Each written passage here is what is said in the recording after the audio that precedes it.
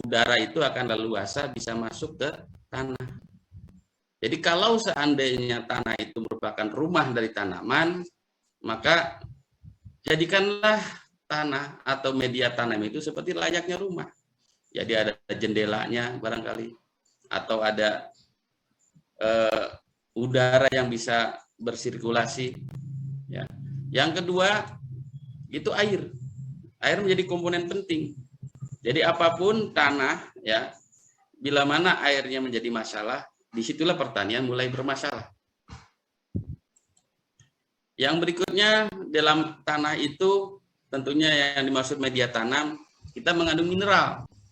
Mineral ini istilah umum, istilah khususnya adalah unsur hara ya. Unsur hara ini merupakan makanan dari tanaman. Jadi kalau tanah yang miskin, tentunya ini mineralnya rendah atau unsur haranya rendah. Yang berikutnya adalah bahan organik. Nah, bahan organik yang tadi saya sebutkan di slide awal, itu bisa berasal dari sisa hewan, mungkin bangkai hewan, atau mungkin juga itu bangkai tanaman yang sudah mati, termasuk juga yang peranan penting yang tidak pernah kita tahu, karena keberadaannya itu adalah sangat kecil, mikro, makanya dikatakan mikroorganisme. Jadi ciri-ciri tanah yang ideal itu ya minimal ada rongga udara, ada air, juga mineralnya cukup, bahan organiknya juga memadai. Kita tahu di Indonesia itu rata-rata kandungan C organik itu di bawah 5 ya. Ya ini sebuah PR besar. Karena selama ini kita sudah lama ya terlena dengan, mohon maaf, ada beberapa bagian yang memang merusak tanah ya, yaitu bahan-bahan kimia. Sehingga tanah akan menjadi dangkal atau tanah menjadi porositasnya berkurang dan lain sebagainya. Oke, itu sebagai pemahaman dasar tentang media tanah. Yang berikutnya juga tak kalah penting, kita juga punya produk ini melalui proses yang panjang, ya. Berangkat dari fungsi bakteri. Nah, inilah kelebihan yang diberikan dari produk kita ini, eco farming. Jadi di sini ada mikroba fermentor, artinya bakteri-bakteri yang fungsinya nanti bisa menambah nitrogen, bisa menambah fosfat, material organik, logam, dan lain sebagainya. Semuanya ini harus perlu ada pengikat atau ada istilahnya pembawanya. Nah, ini pembawa-pembawanya ada. Termasuk di dalamnya ada JPT. Jadi produk kita ini memiliki keunggulan yang sangat luar biasa. Tinggal bagaimana kita penyampaian ke customer atau istilahnya ke petani. Ya, jangan sampai kita salah menyampaikan. Nah, proses inilah ya, sehingga fermentasi yang sebelumnya dibuat dalam proses pabrikan. Nah, di sini ada material organik juga. Nah, terus juga di sini ada proses sortir atau bahasanya itu untuk sekedar apa ya, memaksimalkan, jangan sampai produk yang kita perkenalkan itu masih ada unsur-unsur yang memang bisa menjadi masalah. Artinya di sini ada sterilisasi. Sehingga lahirlah sebuah produk yang namanya eco farming. Fungsi dasar eco farming yang pertama ya jelas ini akan memperbaiki sifat fisik, sifat kimia, dan sifat biologi. Intinya ke tanah yang utamanya. Dan bentuknya pun dibuat unik ya, bentuknya briket, dan itu dengan keunikan tersebut menjadi satu hal yang positif, dan itu memudahkan untuk distribusi. Jadi sengaja kemasan eco farming ini dibuat sesimpel mungkin ya, supaya nanti dalam pengiriman mungkin bagi yang di luar daerah tidak terlalu mahal ya. Nah, yang berikutnya tadi yang berkaitan agrosistem yang saya sebutkan di awal, kuncinya ada 3 ya berkaitan dengan produk kita ini. Yang pertama tanah. Insya Allah dengan eco farming ini tanah pelan-pelan kita perbaiki. Kita akan rawat ya, akan subur. Nah, ciri-ciri tanah subur itulah yang harus kita tahu. Sifat fisiknya, misalnya struktur, teksturnya, ya rongga udara dan sebagainya, porositasnya, termasuk juga sifat kimia, ada pH-nya berapa, KTK-nya seperti apa. Nah, KTK ini berkaitan daya serap. Ya, daya serap unsur hara ini akan ditentukan nilai KTK. Dan nilai KTK ini berbanding lurus dengan pH. Kalau pH-nya itu rendah, mohon maaf, pupuk tidak banyak berfungsi. Karena pH itu akan menghambat proses penyerapan. Makanya pH yang baik, ya pH normal. Kalau tidak normal, ya dinormalkan dulu. Itu tahapannya ya. Insya Allah di pupuk kita juga ada untuk menormalkan, cuman prosesnya ya tidak secepat dengan produk yang khusus untuk menormalkan pH. Yang berikutnya sifat biologi, ya sifat biologi bakteri, bahan organiknya. Nah kita produk di eco farming ini kebetulan memiliki komposisi organik yang cukup besar, ya terutama C organiknya. Nanti bisa dilihat dari kemasan, ya. Ini yang berkaitan agrosistem adalah restorasi, artinya restorasi itu proses pengembalian. Jadi yang tadinya tanah itu subur, saya yakin tanah di Indonesia itu tadinya subur semua. Cuman berkaitan dengan posisi pola budaya bertani, terus juga ada bahan-bahan lain yang menjadikan tanah itu menjadi rusak. Nah, ini yang perlu kita sadari ya, bahwa tanah ini wajib subur sebetulnya. Yang kedua, ya berkaitan agrosistem, kita perhatikan tanaman. Tanaman itu jelas, tanaman apapun itu pasti butuh nutrisi, Pak. Bu, ya. Nutrisi ini kita kategorikan ada 3 macam, ya. Ada makroprimer, artinya makroprimer itu kebutuhannya dasar sekali, artinya wajib ya, itu NPK. Terus ada makrosekunder, sulfur, kalsium, dan magnesium. Ini juga merupakan komponen yang tidak bisa kita abaikan. Yang terakhir ini ada mikrosekunder, mikro. Nah ini ada klor, mangan, Fe. Nah ini semua ini berfungsi akan seirama dan seimbang. Nah ya ini yang dikatakan pemupukan berimbang, Pak. Kalau tidak mengandung unsur 13 ini berarti tidak seimbang. Insya Allah kalau dengan pemupukannya yang seimbang, tanaman akan sehat, tanaman akan produktif. Itu sudah hukum alam, Pak. Jadi kita nggak bisa menolaknya. Ketika kita diberikan nutrisi yang sehat, nutrisi yang lengkap, maka tanaman itu akan tumbuh sehat dan normal. Dan yang ketiga adalah faktor lingkungan. Nah, faktor lingkungan harus kita jaga. Mulai dari airnya, udaranya, iklim, dan insya Allah produk yang ada di eco farming ini mengacu 3 komponen ini akan menjadi satu kesatuan yang itu menjadi daya dorong untuk pertanian kita akan lebih sehat, lebih produktif, dan tentunya nanti pertanian pun akan sejahtera. Oke, kita lanjut. Nah, disinilah petani harus memutuskan atau mengambil satu langkah. Inginkah petani kita ini cerdas? Terus juga pertanian kita sehat dan ramah lingkungan. Disinilah petani harus mengambil sebuah sikap. Karena petani itu ada sisi kemauan dan ada kemampuan. Nah, kita berikan sebuah pencerahan. Disinilah satu sinkronisasi yang nantinya akan menjadi sebuah pertanian yang sehat, ramah lingkungan, produktifnya juga bagus. Eco farming ini merupakan hasil pengalaman ya. Kalau tadi disebutkan penelitian, bisa. Pengalaman ini akan lebih berharga ya, karena pengalaman itu guru terbaik. Itu perjalanan eco farming itu 17 tahun yang lalu dan sudah terbukti dan teruji. Hanya saja mungkin di sini perlu pembuktian yang lebih banyak. Karena petani pada umumnya kalau tidak ada bukti belum percaya. Nah, juga eco farming ini memiliki nutrisi yang lengkap yang tadi saya sebutkan. Dan ada unsur bakteri di mana bakteri ini akan membantu untuk mencukupi kekurangan yang ada dalam tanah. Makanya perlu ada bahan-bahan yang menjadi proses mineralisasi dalam tanah. Sehingga harapannya adalah agroekosistem ini akan ideal dan seimbang.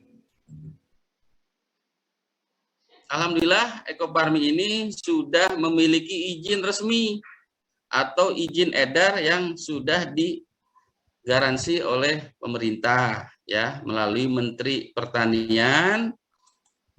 Nah, ini legalitasnya ya. Karena Bapak Ibu sekalian, para mitra, para founder, para leader yang hadir, jadi kita perhatikan kalau produk tanpa izin itu tidak boleh atau istilahnya melanggar aturan.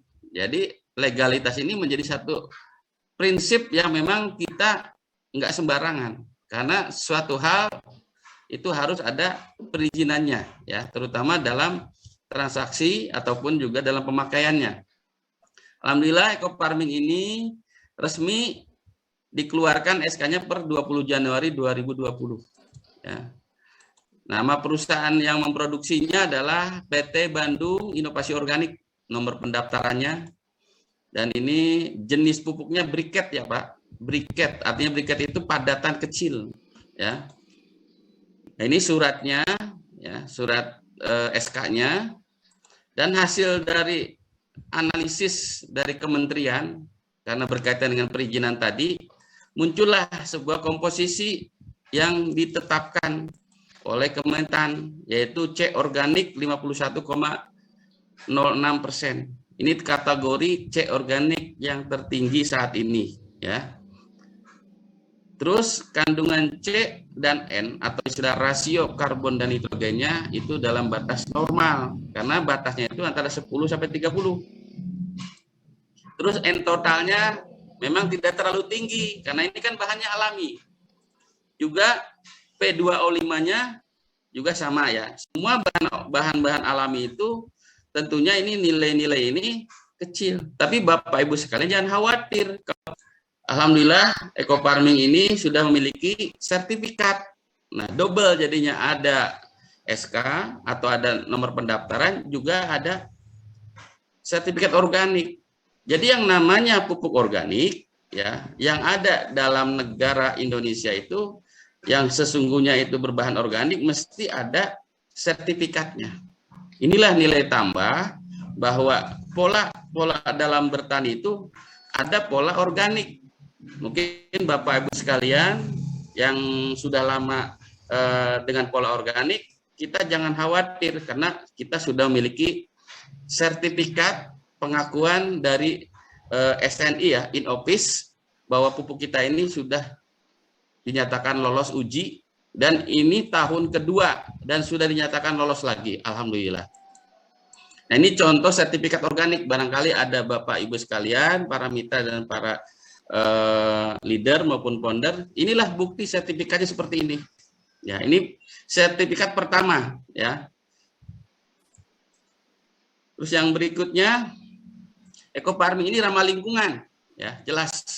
Ini di sini aneka ragam hayati akan terpelihara dan tidak mati ya.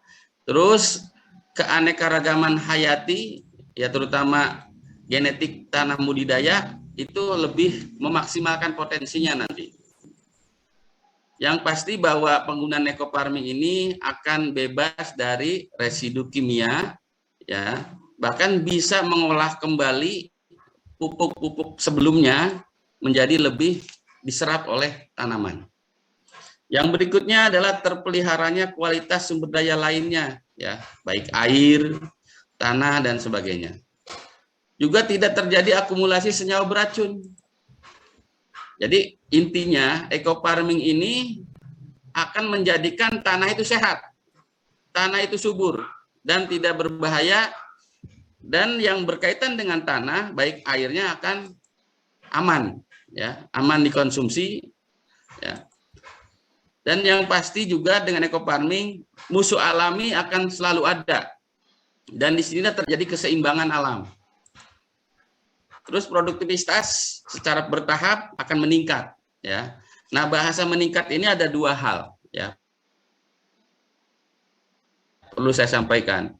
Ada meningkat itu artinya selama ini produksi yang ada itu belum maksimal. Kita tahu setiap setiap tanaman memiliki sertifikasi dari pembuatnya, artinya benih yang ditanam itu pasti ada potensinya. Nah, potensinya maksimal atau belum? Nah, dengan Eco Farming insya Allah akan dimaksimalkan. Jadi meningkatnya adalah memaksimalkan potensi dari genetiknya. Ya. Yang kedua, memaksimalkan di sini dari sisi penghasilan. Ya, dengan biaya lebih hemat, otomatis penghasilannya akan bertambah. Nah, di sini produktivitas akan lebih stabil dan berkelanjutan. Artinya nanti akan terus ya sesuai dengan jenis tanaman yang kita tanam. Dan yang terpenting lagi dengan menggunakan eco farming ini, hasil produksinya kualitasnya itu lebih baik ya. Dan lebih sehat. Bapak bisa bayangkan kalau misalnya produksi pertanian kita mengandung racun. Kira-kira kita makan juga akan bermasalah. Mungkin kalau kadarnya kecil nggak seberapa, tapi kalau lama-lama itu menjadi penumpukan di dalam tubuh kita. Nah, inilah fungsi eco farming ini menjadi ramah lingkungannya di sini. Oke, kita lanjutkan sedikit. Nah, eco farming ini merupakan produk organik ya, tadi sudah disebutkan. Ada bioaktivator. Nah, yang penting nih bagian ini nih, bahwa eco farming ini ada dua pola bertani, ada konvensional, ada organik. Nah, bagi petani yang memang konvensional yang masih menggunakan pupuk kimia atau anorganik, silakan ada pengurangan yang kita rekomendasikan sekitar 50-70%.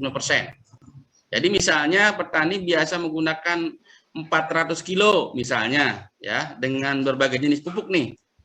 Nah, dengan menggunakan farming kita bisa menghemat sampai maksimalnya 75%. Jadi kalau 4 kintal cukup dengan 1 kintal saja. Ini untuk petani konvensional. Nah, terus kalau organik bagaimana? Nah, kalau organik berarti ini nggak menggunakan pupuk anorganik, artinya pupuk kimia tidak dipakai. Nah, penggantinya apa? Tambahannya supaya maksimal. Itu ada bahan organik yang nanti akan diproses ulang atau didaur ulang oleh bakteri.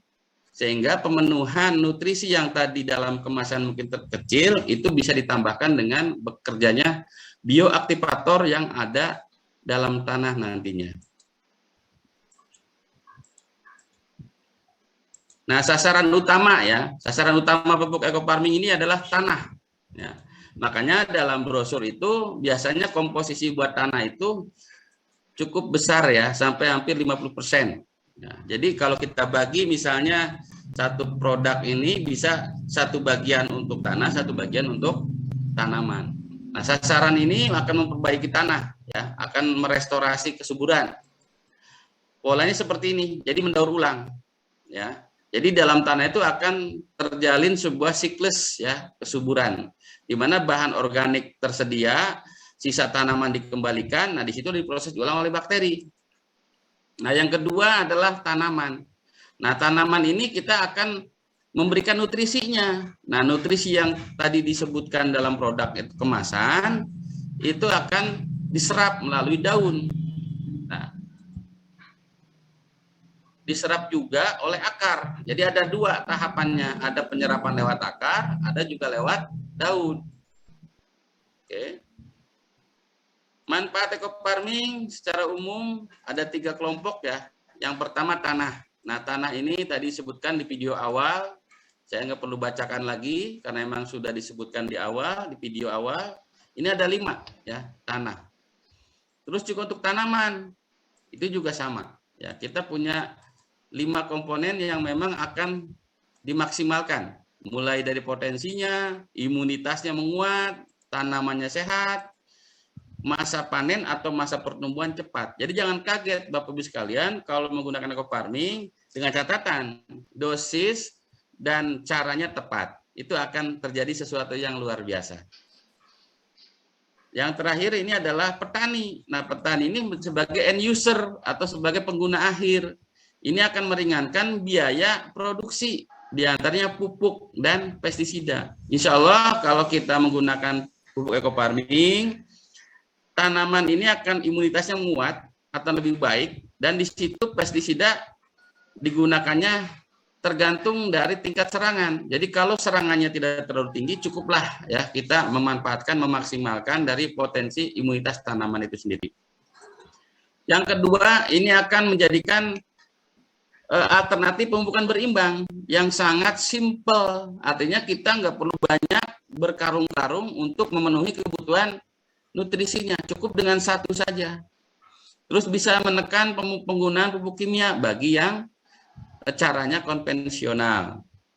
Juga pupuk eco farming ini atau eco farming bisa juga digunakan untuk ternak dan ikan sebagai suplemen ya. Nah, disinilah akan ada penghematan dari penggunaan pakan.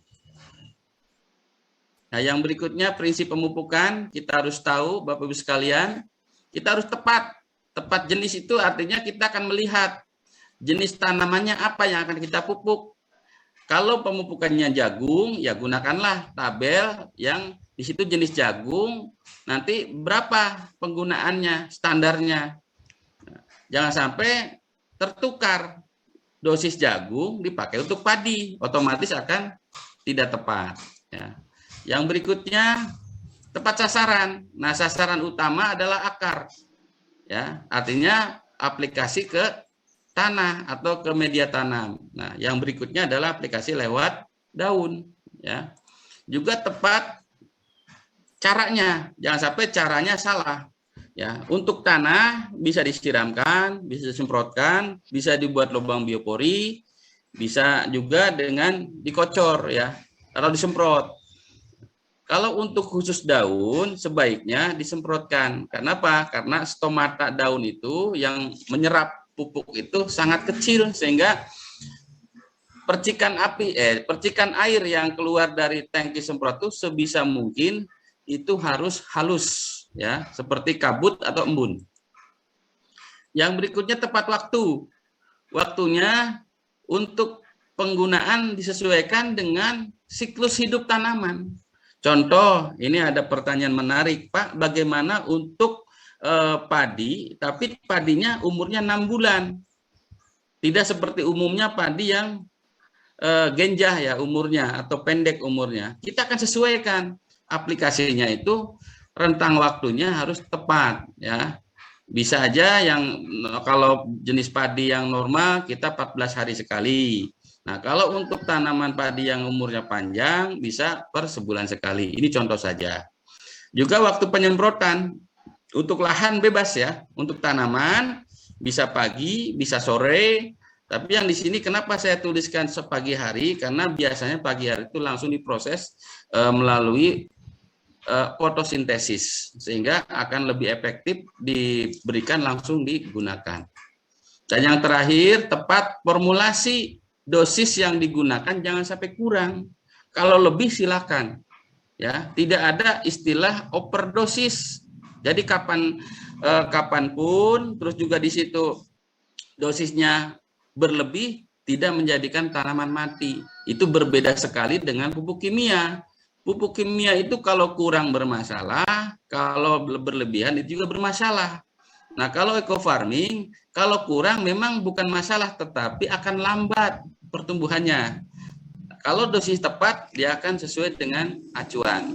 Kalau berlebih, makin cepat. Ya. Dan volume semprot atau istilah tangki atau pengenceran itu menentukan konsentrasi. Silakan untuk memudahkan, kalau untuk tanaman yang jarak tanamnya terlalu rapat, kita cukup dengan semprot. Tapi kalau untuk tanaman yang jarak tanamnya lebih dari 1 meter, akan lebih baik berdasarkan hitungan pohon atau batang. Yang berikutnya jenis dan manfaat air pelarut ya. Air pelarut ini ada beberapa pilihan. Yang pertama air tebu. Nah, air tebu ini merupakan air yang mengandung nutrisi alami berupa zat gula ya atau rasa manis. Nah, ini menjadi makanan bakteri. Nah, ini bakterinya akan sehat ya dengan air tebu itu dan meningkatkan efektivitas pemupukan. Yang kedua ada yang namanya air kelapa. Nah, air kelapa ini juga ada kelebihannya, mengandung unsur hara, GPT dan mineral. Ini juga sama, meningkatkan efektivitas pemupukan. Artinya kalau boleh milih ini urutannya silakan, tidak ada yang mana yang nomor 1 lebih baik atau yang kedua yang dan sebagainya. Jadi yang penting airnya ini dari jenis pelarut ini yang penting steril dan tidak mengandung bahan kimia yang berbahaya. Yang ketiga ada air hujan. Nah, air hujan ini merupakan air yang terjadi melalui proses yang di alam ya, fiksasi ataupun sebutnya apa dari oksigen bergabung hidrogen menjadi air ya. Nah, ini juga banyak mengandung nitrogen. Nah, asam amino dan protein air hujan. Cuman di sini harus tahu air hujan yang mana. Kalau air hujannya mungkin di sekitarannya banyak polusi, itu mestinya air hujan setelah 10 menit ya. 10 menit dari hujan pertama itu udah normal. Kalau yang pertama itu pasti ada polutan-polutan yang ke bawah air. Artinya untuk air hujan khususnya mesti disaring dulu atau istilahnya diendapkan dulu minimal 2 malam supaya polutannya bisa mengendap dulu, diambil yang bagian atasnya. Yang berikutnya air sumur atau air mata air, air mineral, air minum silakan. Intinya steril dan tidak tercampur dengan zat kimia. Kenapa yang atas ini tidak disebutkan zat kimia? Karena ini sudah steril. Air tebu, air kelapa, air hujan ini steril ya. Hanya polutan itu berkaitan dengan cuaca ataupun kondisi yang di lingkungan tersebut. Nah, yang terakhir ya pilihannya adalah air AC, air murni, air destilat. Ini memiliki pH yang normal dan ppm-nya netral. Cara aplikasi pertama pelarutan. Nah, ingat pelarutan ini memiliki rasio perbandingan normalnya adalah 1 tub adalah 1 liter. Jadi airnya apapun, mau air tebu, air kelapa, air hujan, semuanya itu mengacu pada perbandingan 1:1. Dan untuk sasaran lahan itu baiknya fermentasi. Makin lama makin baik.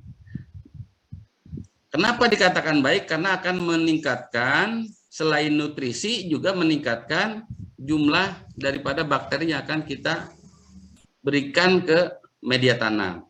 Khusus dengan untuk tanaman ya kita tidak menganjurkan atau tidak menganjurkan untuk fermentasi. Sama perbandingan 1:1, cuman ini cukup 15 menit saja. Untuk pengenceran bisa berdasarkan jumlah tangki, bisa berdasarkan jumlah volume semprot atau volume pengencer ya. Nah, untuk masalah tangki ini sedikit ada pengecualian ya. Tiap daerah itu untuk menyemprot ataupun menggunakan tangki ada yang 10, ada yang 15, mungkin ada yang lebih dari itu. Nah, kuncinya pengenceran ini akan disesuaikan dengan prinsip merata ya, merata dan seimbang. Jadi jangan sampai nanti untuk satu wilayah atau satu luasan itu komposisinya berbeda-beda. Nah, aplikasi tadi udah sebutkan ya, disemprotkan atau disiramkan ataupun misalnya dengan sistem biopori dan sebagainya. Waktu juga sama ya. Ya, selanjutnya adalah aplikasi untuk tanah ya. Ini cukup 3 malam ya kalau kita mau fermentasi. Kalau seandainya ini tidak fermentasi, apakah boleh? Boleh. Sama saja. Nanti fermentasinya dilanjut saja di tanah. Jadi tidak difermentasi di tempat pelarutan ya. Untuk tanaman cukup 15 menit saja ya. Ini contoh brosur ya. Brosur resmi itu adalah brosur yang ada di dalam kemasan ya. Ini sebagai perhatian yang harus diperhatikan, pertama tangki semprot. Jadi alat untuk aplikasi terutama tangki semprot harus steril, aman dari sisa pestisida atau herbisida. Ya. Mungkin tempat lain bukan hanya tangki semprot, mungkin selangnya juga itu harus steril. Intinya seperti itu. Terus eco farming tidak boleh dicampur dengan pupuk kimia atau pestisida dalam satu tempat dan satu waktu. Artinya disatukan secara langsung. Tapi kalau punya waktu yang berbeda silakan. Ini jika menggunakan pupuk dan pestisida berikan selang waktu 7-10 hari. Nah, 7-10 hari ini pilihan ya. Jadi untuk pupuk cukup ya 5 hari lah paling pendeknya ya. Kalau untuk pestisida kimia terutama herbisida bisa sampai seminggu atau 10 hari. Yang selanjutnya ini adalah untuk aplikasi dasar ya ke tanah. Ini contoh di sawah, ini mesti kondisinya tidak tergenang air. Jadi harus macak-macak istilahnya. Nah, ini untuk tanaman ya. Nah, ini juga contoh pembuktian eco farming di lahan yang ada di lokasi saya ya di Cilamaya di Kabupaten Karawang. Nah, ini contoh dari penghitungan bisa dilihat pertumbuhan tanaman padi yang menggunakan eco farming ya. Kita persingkat aja.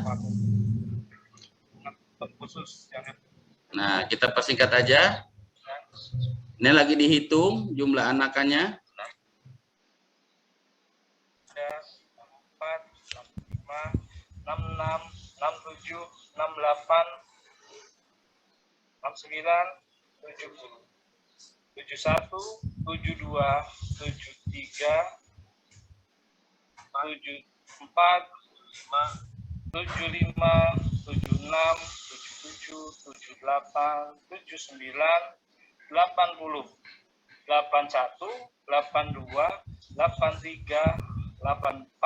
85. Nah, ini satu contoh aplikasi yang dilakukan oleh teman-teman kita, mitra ya. Itu bisa mencapai anakan maksimal ya, sampai 80 ya. Dan ini contoh juga panen perdana yang dilakukan di lokasi sawah saya ya. Ya waktu mungkin tahun 2019 hasilnya alhamdulillah bisa menghasilkan produksi yang maksimal. Ini bukan sekedar apa ya cerita hanya video, tapi silakan Bapak Ibu sekalian yang lokasinya tidak jauh dengan tempat saya untuk bisa datang meninjau. Ada di Karawang ya, di desa yang luar biasa. 4 bulan yang lalu kami datang kepada para petani dengan memberikan sesuatu yang katanya ya, baru katanya. Dan ternyata setelah kita uji coba selama 4 bulan, yang kemarin katanya, ini faktanya ini, ya nyatanya seperti ini, hasilnya luar biasa dan para petani sangat-sangat terbantu dan alhamdulillah ini berkat daripada kerja tim. Bisa kita lihat pemandangan di sini. Ini Pak Direktur ya PT Bio, kemampuan pupuk Pak Win yang kami produksi seperti di awal sekitar 4 bulan yang lalu waktu dipresentasikan bahwa ciri-ciri padi yang bagus itu adalah gapanya sudah kuning, tetapi jeraminya masih hijau. Makanya dengan eco farming ini yang kami rasakan, saya juga dengan keluarga mencoba, ikut Pak Haji juga sama tadi sampaikan, pengurangannya luar biasa. Dengan eco farming, biaya bisa berkurang, bisa mencapai 40-50%.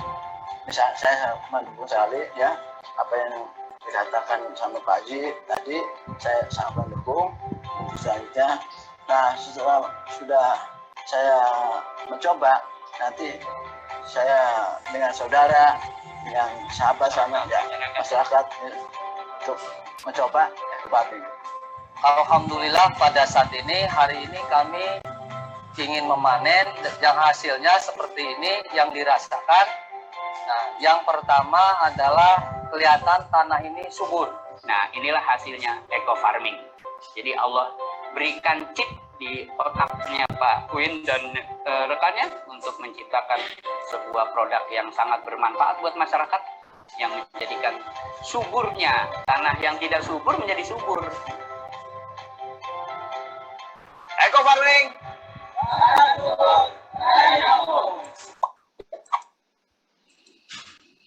Ini contoh-contoh dari aplikasi di sayuran ya. Terus juga ada di jagung, di jamur tiram.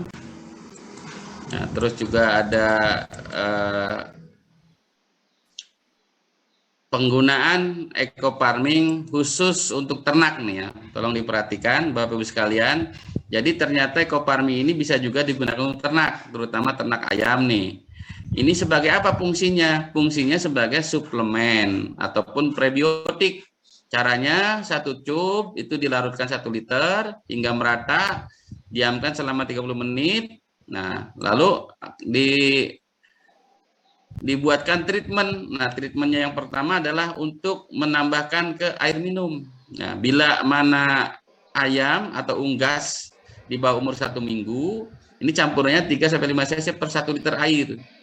Nah, yang kalau umurnya di atas 1 minggu, ini bisa sampai 5-10 cc.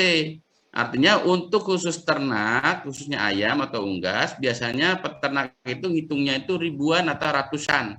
Nah, Bapak Ibu sekalian jangan hitung unggasnya, tapi yang perlu dihitung adalah air minumnya berapa per hari. Nah, disitulah akan digunakan berapa pencampur larutan biang ekofarmingnya. Begitu juga di sini untuk pakan. Pakan ini bisa kita campurkan ya dengan larutan ekofarming tadi dengan dosis sama dengan di air minum. Cuman bedanya ini diminum, kalau ini direndam sebentar atau disemprotkan ke pakan yang akan diberikan. Ya. Berapa jumlah pakannya, disitulah akan menyesuaikan untuk penambah suplemen prebiotiknya ya. Kita sudah punya satu takaran ya kurang lebih sekitar 5 kilo ini, 5 kilo pakan untuk 1 liter larutan ekofarming ya. Artinya 1 liter ini 5 cc atau 3 cc, 5 cc lah ya. 5 cc dicampurkan 1 liter, nanti dicampurkan lagi dengan pakan. Seperti itu. Juga untuk ternak. Ternak di sini ternak yang ruminansia, artinya pemamah biak seperti domba, sapi, kerbau, mungkin ada yang memakan rumput lah Pak, yang makan rumput. Nah caranya bisa juga diberikan dalam bentuk air minumnya. Nah 1 cup untuk 1 liter, diamkan 30 menit, kemudian bisa dicampurkan ke air minumnya. Nah yang kedua bisa diberikan untuk tambahan suplemen di pakannya, artinya rumput yang telah disiapkan sebelum diberikan disemprot dulu pakai larutan ekofarming. Nah yang terakhir itulah penggunaan ekofarming juga bisa digunakan untuk tambak atau kolam. Umumnya tambak udang, ini luasan per 1 hektar ya. Jadi 1 cup ini komposisinya ya seperti biasa, 1 cup itu 1 liter. Nah, diaduk secara merata. Nah, treatment yang dilakukan itu ada 2 ya, bisa dengan kolam yang baru atau kolam yang sudah lama. Nah, kolam baru itu sebelum kolam itu diberikan air, artinya dialiri air, itu disemprot dulu dengan ekofarming dengan dosis 4-5. Nah, anggaplah saya hitung biasanya 5 tub per hektar. Caranya tadi 5 tub dilarutkan dulu dengan 5 liter air, kemudian setelah menjadi larutan biang ditambahkan ke pengencer, ya misalnya di tangki semprot. Kalau seandainya 1 hektar itu cukup dengan 10 tangki, berarti yang 5 tub itu nanti dibagi 10. Artinya 1 tangkinya 500 cc atau 500 mili disemprotkan secara merata. Nah setelah itu didiamkan selama 2-3 hari atau maksimalnya 1 minggu. Kemudian baru diisi air.